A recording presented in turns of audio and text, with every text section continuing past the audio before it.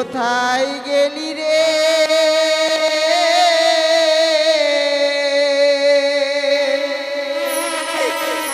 ওরে বাপ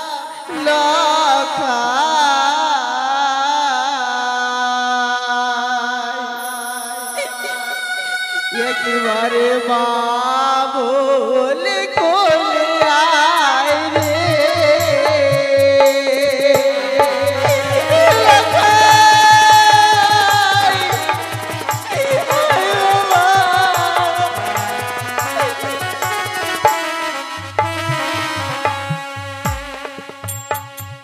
ও কোথায় গেলি রে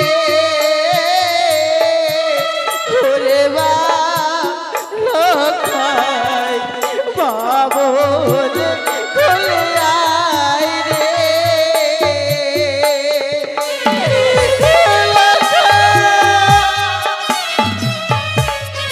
লখাই রে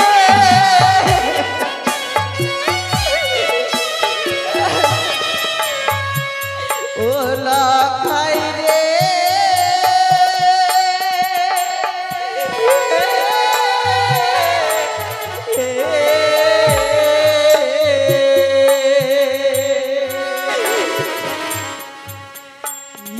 ইয়ারিয়াকে একে ছয় পুত্র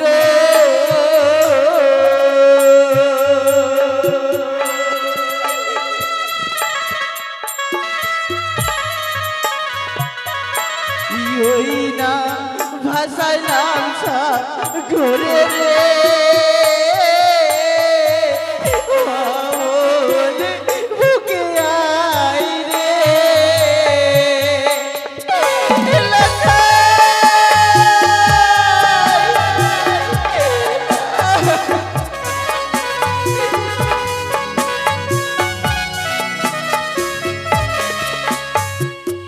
ইয়ার তোরে মেয়ে ওরে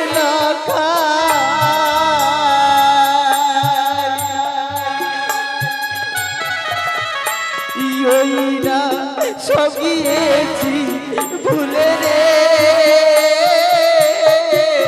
বাবলে বুকে আয় রে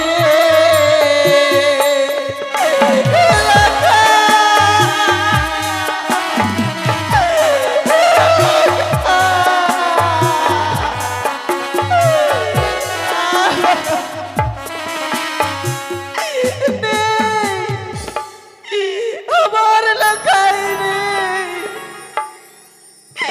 না জানি কোথায় রয়েছে ওরে বাবা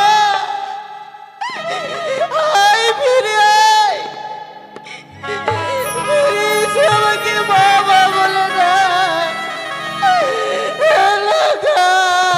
লখাই কি আমি যেন কার কান্নার কণ্ঠে শুনতে পাচ্ছি প্রাসাদের মধ্যে কি এমন ভাবে কান্না করছে তবে কি আমার বৌমা কান্না করছে না না এই হতে পারে না কেন কেন আমার বৌমা কান্না করবে তবু তবু তো মনে হচ্ছে ও মনে হয় আমার বৌমা কান্না করছে না না আমি বিলম্ব করবো না রে এই মধ্যে প্রাসাদে প্রবেশ করে দেখবো কে কে সমান ভাবে কান্না করছে ফিরে আয় না রে তোকে ছাড়া যে আমি বাঁচবো না বাবা আয়, ফিরে আয়। বৌমা বৌমা মন্ত্রী কাকু এ কি বৌমা আপনি এসেছেন কাকু আজ তুমি কাঁদছো কেন কি হয়েছে তোমার বেলা 10টার সময় যেন আমার লখাইকে নিয়ে গেছিলেন পাঠশালায় কিন্তু কই সে তো এখনো ফিরে এলো না কি বললে বৌমা কাকু আমার দাদু ভাই বেলা 10টার সময় পাঠশালায় গেছিল এখনো প্রাসাদে ফিরিনি না কাকু না বৌমা কাকু এনে দিন না কাকু আমার লখাইকে লখাই ছাড়া যে আমি বাঁচবো না এনে দিন বৌমা কাকু কেঁদো না বৌমা কাকু আজ তুমি এমন ভাবে কেঁদো না তুমি যদি এমন ভাবে কান্না করো হয়তো তোমার নয়নের জলে এই রাজ্যের অমঙ্গল ঘনিয়ে আসবে বৌমা। কাকু, কাকু গো, আমার লখাইকে ছাড়া যে আমি এক মুহূর্ত থাকতে পারি না। জানি বৌমা, আমি জানি। ছয় ছয় থেকে পুত্রকে হারিয়ে যখন লক্ষিন্দর কৃপে সব ব্যথা ভুলে গেছো কাকু, বৌমা। আপনার যদি পা ধরে বলি কাকু, আমার লখাইকে ফিরিয়ে দিন, আমার লখাইকে ফিরিয়ে দিন। বৌমা বেশ, বৌমা বেশ। কোথায় রয়েছে আমার দাদু ভাই? যেখানে থাকুক না কেন, যে অবস্থায় থাকুক না কেন, আমি খুঁজে নিয়ে এসে তোমার কোলে বসাবো বৌমা। কাকু, হ্যাঁ বৌমা, হ্যাঁ, আমি তোমায় কথা দিয়ে যাচ্ছি। আমার দাদু ভাই যেখানে থাকুক না কেন, আমি খুঁজে নিয়ে এসে তোমার কোলে বসাবো। বেশ মন্ত্রী কাকু, তবে আপনার বিলম্ব করবেন না। এই মুহূর্তে যান, আমার লখাই কোথায় রয়েছে? বেশ বৌমা বেশ। মনে হয় আমার দাদু ভাই আমাদের রাজ্য ছেড়ে অন্য রাজ্যে চলে যাচ্ছে। না না, আমি বিলম্ব করব না। কোথায় কোথায় রয়েছে আমার দাদু ভাই? বলে দাদু ভাই। হে ঠাকুর, তুমি দেখো আমার লখাই যেন ভালো থাকে, আমার লখাইয়ের যেন কোনো বিপদ না হয়। ঠাকুর, তুমি দেখো, তুমি দেখো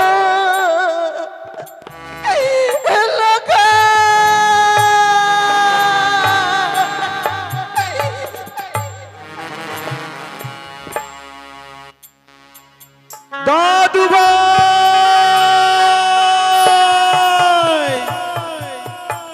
দাদু ভাই,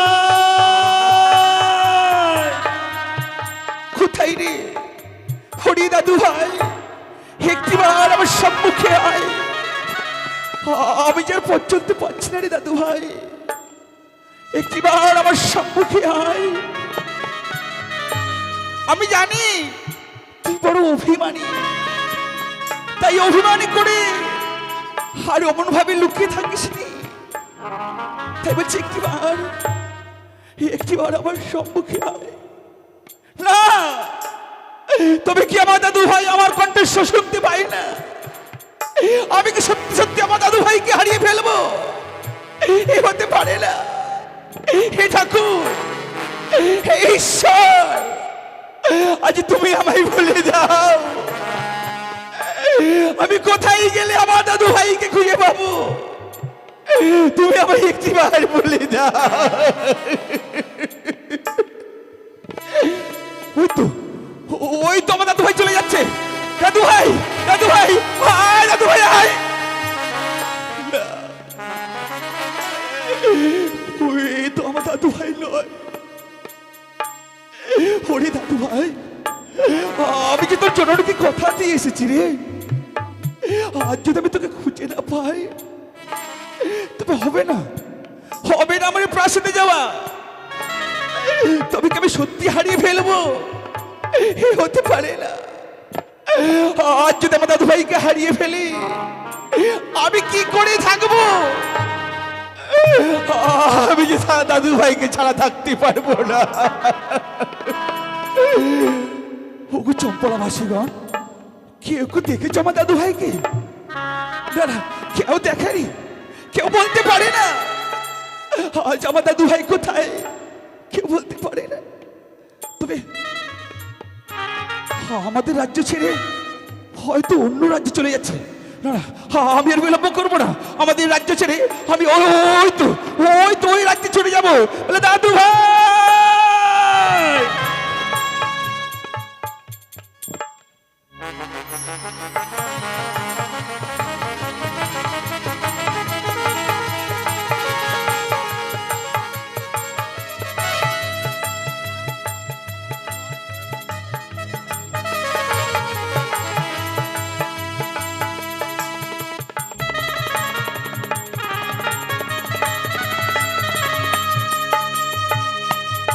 তাই সুন্দরীর কথা মতো ছুটে এলাম গোসা মন্দিরে।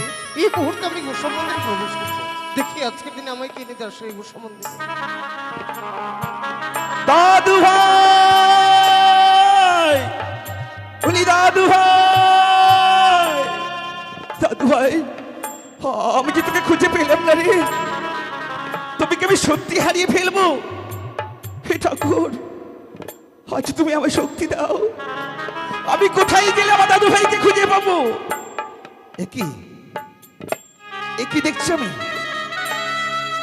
আমাদের গোস্বা মন্দিরের দরজা প্রতিদিন খোলা থাকে, তবে আজ বন্ধ কেন? তবে কি আমার দাদু ভাই গোস্বা মন্দিরে প্রবেশ করেছে? না, এ হতে পারে না। কেন কেন আমার দাদু ভাই গোস্বা মন্দিরে প্রবেশ করবে? তবু তবু তো মনে হচ্ছে, মনে হয় আমার দাদু ভাই ওই গোস্বা মন্দিরে প্রবেশ করেছে। আমি তাকে একটিবার ডাক দিয়ে দেখি না কেন? বলি দাদু ভাই। হ্যাঁ দাদু, আমি গোসা মন্দিরে আছি। দাদু ভাই, মনে বড় অভাব, যার জন্য গোসা মন্দিরে প্রবেশ করে আমি বসে আছি দাদু। কি বললি দাদু ভাই? সেই অভাবের কথা শুনতে গেলে আমার সঙ্গে তোমার 3 সত্যই আবদ্ধ হতে হবে, তাছাড়া এই গোসা মন্দির দ্বারখানা আমি খুলবো না। দাদু ভাই, আমি তোর জন্য সবকিছু করতে পারি, বল আমায় কি করতে হবে? বলে 1 সত্য 2 সত্য সত্য দিনবান লক্ষিন্দর যাহা বলিবে পালিবে শত শত। এক সত্য দিয়ে সত্য, সত্য তিনবার। আমার দাদু ভাই যাহা বলিবে আমি পালিব শত শতবার। ঠিক আছে দাদু, তাহলে এই মুহূর্তে আমি গোসা মন্দির দ্বারখানা খুলে দিচ্ছি। আই বেরিয়ে আই বলছি। এ কি দাদু ভাই, দাদু তোর মুখখানা যেন শুকিয়ে গেছে রে। বলছো দাদু? আয় একটিবার আমার বাহু পক্ষে দাদু। আয়। আহ, আমার প্রাণখানা জুড়িয়ে গেল রে। শোনো দাদু, আর বিলম্ব করে লাভ নেই, চলো আমরা রাজপ্রাসাদের দিকে এগিয়ে যাই। সত্যি বলেছিস দাদু ভাই, আর তুই আমাকে খুব কাঁদিয়েছিস, আমি তোর জন্য অনেক কেঁদেছি। আর কাঁদবো না রে, তোকে যখন পেয়েছি আমি তোকে এই মুহূর্তে আমাদের আশপাশে ফিরিয়ে নিয়ে যাবো। আরে দাঁড়াও, তুমি আমার মনের কথাগুলো রাখবে না বলো দেখিনি দাদু? তোর মনের কথা? এমন তোর কি মনের কথা বলি বল দেখি। তবে শোনো কেমন, আর শোনো শোনো ওগো দাদু, ওগো দাদু, ওই আমি বলি যে তোমারে, বল বল। ওই আমি পাঠশালাতে আর না যাব গো দাদু, জানাবি পিতারে। কি বললি? আমি পাঠশালাতে আর না যাব গো দাদু, জানাবি পিতারে। আমি পাঠশালাতে আর না যাব গো দাদু, জানাবি পিতারে।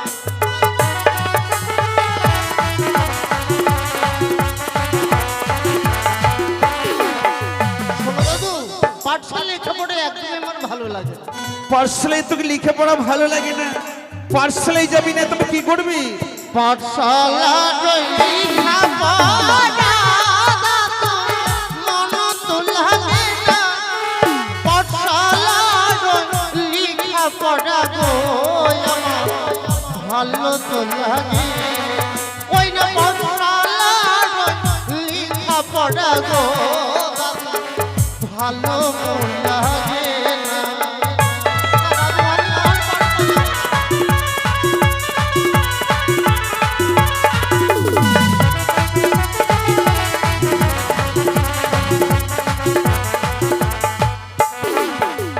লেখাপড়া ছেড়ে দাদু, দাদু পড়িতে চাইবি বিয়ের কথা, ও দাদু গো দাদু, জানাবি পিতা।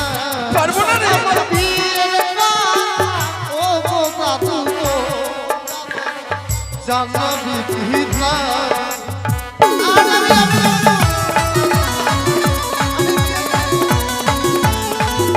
আমি পারবো না রে।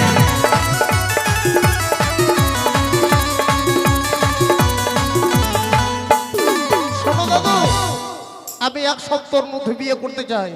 সে যদি আমার তা না হয়, ওই বই চলে যাচ্ছে গঙ্গার জল, সে জলে ঝাঁপ দিয়ে আমার প্রাণকে আমি বিসর্জন দিই। না দাদু ভাই না, আজ যেমন কথা বলিস নি। তবে তুমি আমার তুই জানিস না আত্মহত্যা মহাপাপ, নরকে গমন। এই পাপ কাজ না জেনে তুই কি করে করবি শোনো প্রভু? দাদু, তোমার আমি কোনো কথাই শুনতে চাই না। তুমি আমার বিয়ে দেবে কিনা সেই কথা বলো। বেশ বেশ দাদু ভাই বেশ, এই পৃথিবীতে আমি সবকিছু ভুলে থাকতে পারি, কিন্তু তোকে হারাতে পারবো না রে। কিন্তু দাদু, তুমি এই মুহূর্তে আমার পিতাকে জানাও আমার বিয়ের বার, তোর শুধুমাত্র বিয়ের জন্য বেশ উদ্যম দাদু হয়ে ভাই, পড়েছি। বেশ। ততক্ষণ আমার মায়ের কাছ থেকে আমি ঘুরে আসি। হে ঠাকুর, হে ঈশ্বর, আজ আমি কি শুনলাম? আমার দাদু ভাই বিয়ের জন্য উন্মাদ হয়ে পড়েছে। এক সপ্তাহের মধ্যে তা যদি বিবাহ না দেওয়া হয়, ওই গঙ্গার জলে প্রাণকে বিসর্জন করে দেবে। আমি পারবো না, আমার দাদু ভাই গাড়ি আমি থাকতে পারবো না। তবে তবে এই কথা ও সদাগর মশাইকে জানাতে হবে। কোথায় কোথায় রয়েছে আমার সদাগর মশাই? জয় শিব শম্ভু, জয় শিব শম্ভু, জয় শিব শম্ভু। পিতা ধর্ম পিতা স্বর্গ পিতা হি পরমং তপ পীতরি প্রিয়মা বন্যে প্রিয়ম তেই সর্বদেবতা। ওম নমো শিবায়, ওম নমো শিবায়, ওম নমো শিবায়। হে গুরুদেব, তুমিই তো সর্বেশ্বরবা। তুমি মানুষকে কাঁদাতেও পারো, আবার তুমি মানুষকে হাসাতেও পারো ঈশ্বর। আমার আঘাত করে 6 সন্তানকে কেড়ে নেবার পর আবার তুমি আমার এই শূন্য মুখ পূর্ণ করে দিয়েছো ঠাকুর। 6 সন্তানকে হারিয়ে আমি আবার এক নবজাত সন্তান লাভ করেছি। ব্রাহ্মণ মহাশয়কে ডেকে পুঁথিপত্র দেখে আমি আমার সন্তানের নাম রেখেছি শ্রীমান দুর্লভ লক্ষিন্দর। লক্ষিন্দর আমার গ্রাম্য পাঠশালায় লেখাপড়া করছে। সে মানুষের মতো মানুষ হয়ে একদিনে আমার এই চম্পলার বুকে মাথা তুলে দাঁড়াবে। সেই তো হবে আমার অদূর ভবিষ্যৎ। একদিন আমারই অবর্তমানে সে আমারই এই রাজসিংহাসন বসে পরিচালনা করবে এই পবিত্র চম্পকনগর রাজ্য। তাই হে শিব শম্ভু, হে গুরুদেব, তুমি আমার কনিষ্ঠ পুত্র দুর্লভকে এমনই আশীর্বাদ করো ঠাকুর, যেন তোমারই আশীর্বাদে আমার পুত্র মানুষের মতো মানুষ হতে পারে, সে যেন উচ্চ শিক্ষায় শিক্ষিত হতে পারে। হবে না, হবে না চার, তোমার মনের আশা কোনোদিন পূর্ণ হবে না। মন্ত্রী কাকা, একই আমি কি দেখছি? আপনার মলিন বদন, আপনার অশ্রু বাড়ি, কিন্তু কেন? কি হয়েছে আপনার? আপনাকে কি কেউ কোনো কটস্থ করেছে? না বাবা চাঁদ না, কেউ আমায় কষ্ট করে। তাহলে এমনি ভাবে চোখের জল ফেলবেন কেন মন্ত্রী কাকু? আজ আমি কেন চোখের জল ফেলতে জানো বাবা চা? এ কথা কর্ণী শ্রবণ করলে হয়তো তুমি স্থির হয়ে থাকতে পারবে না। কি এমন হয়েছে? কি এমন হয়েছে মন্ত্রী কাকা, যা শ্রবণ করলে আমি নিজে স্থির হয়ে দাঁড়িয়ে থাকতে পারবো না?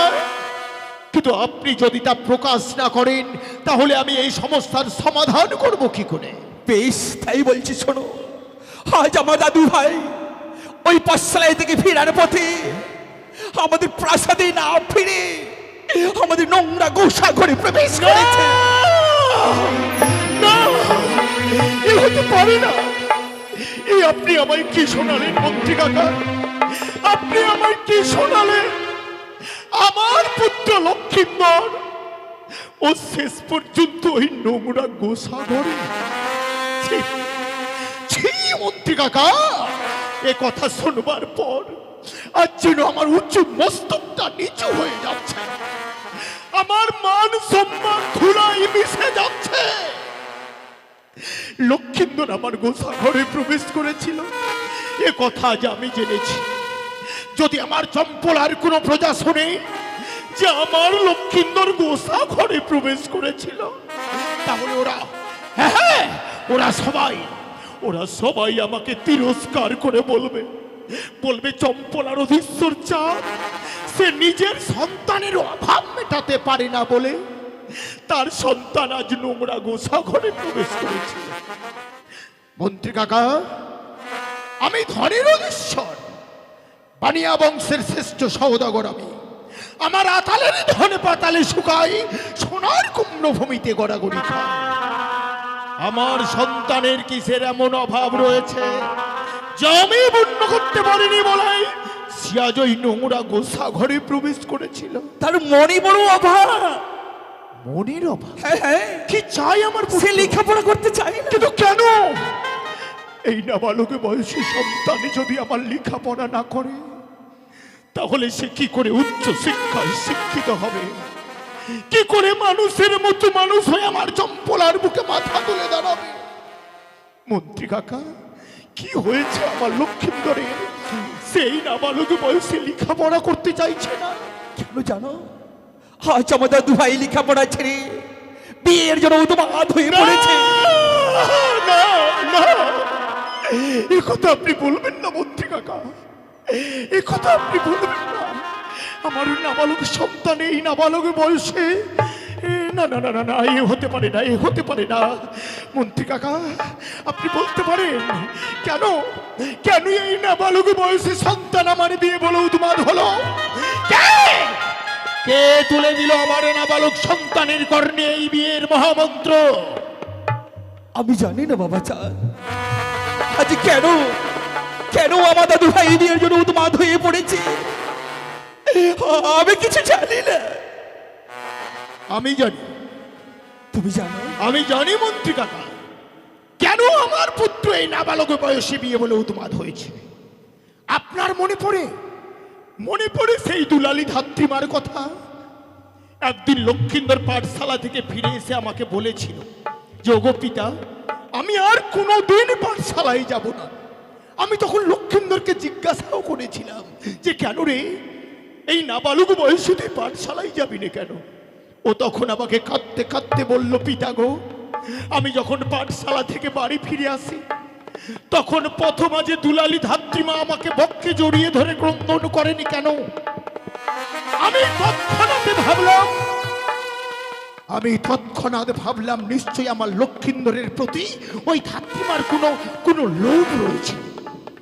তাই তো সঙ্গে সঙ্গে ধাত্রীমাকে আনয়ন করলাম আমার রাজপ্রাসাদে। আমি যখন ধাত্রীমাকে জিজ্ঞাসা করতে লাগলাম যে আপনি বলুন তো ধাত্রীমা, আপনি বলুন তো কেন কেন আপনি আমার লক্ষ্মীন্দরকে পক্ষে জড়িয়ে ধরে প্রত্যহ ক্রন্দন করেন? ধাত্রীমা আমার কোনো কথার জবাবই দিতে চাইলেন না। তাই তো ক্রোধে আমি তাকে ব্যত্রাঘাত করতে লাগলাম।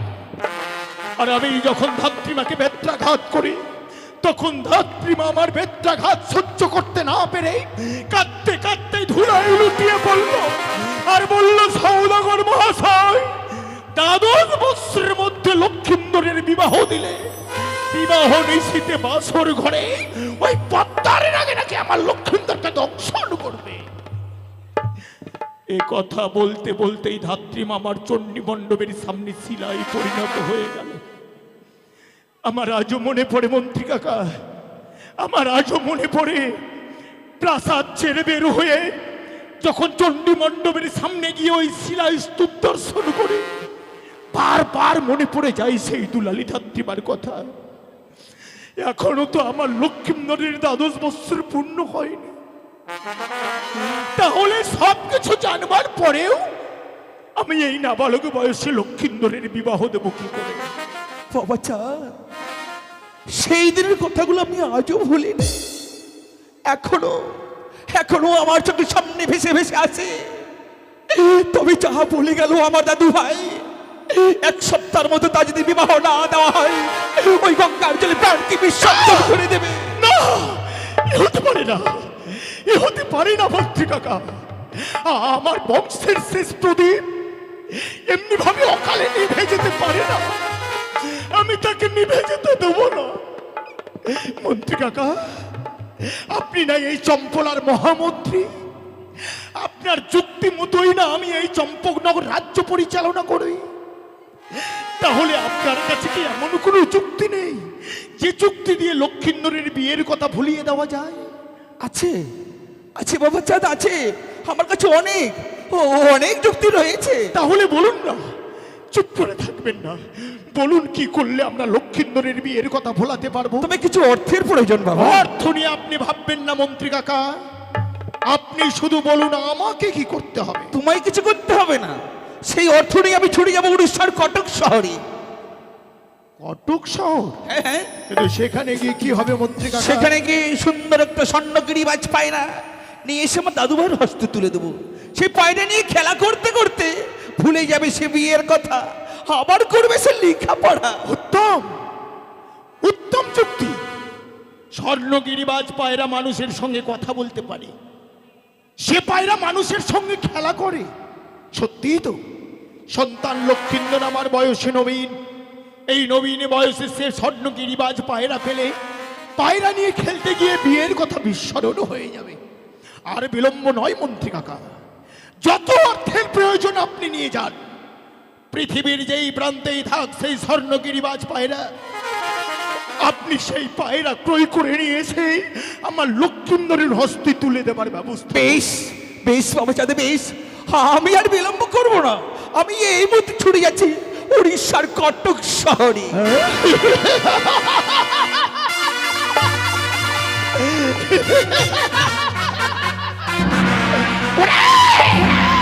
ওরে বেটি পাতাল বাসিনী মনসা, তুই ভেবেছিস দ্বাদশ বৎসরের মধ্যেই আমার পুত্রের বিবাহ দিয়ে বিবাহ নিশ্চিতে বাসর ঘরে আমার লক্ষিন্দরকে দংশন করবি? কিন্তু না, আমি তা কিছুতেই হতে দেব না। আমি তোর আশার বাসা ভেঙে দেব, আমি তোকে কোনোদিন বিশ্ব মাঝে বিশ্ব পূজিতা হতে দেব না। এ আমার কঠোর প্রতিজ্ঞা। যে করেই হোক, ছলে বলে কলি কৌশলে আমি লক্ষিন্দরের বিয়ের কথা ভোলাবো।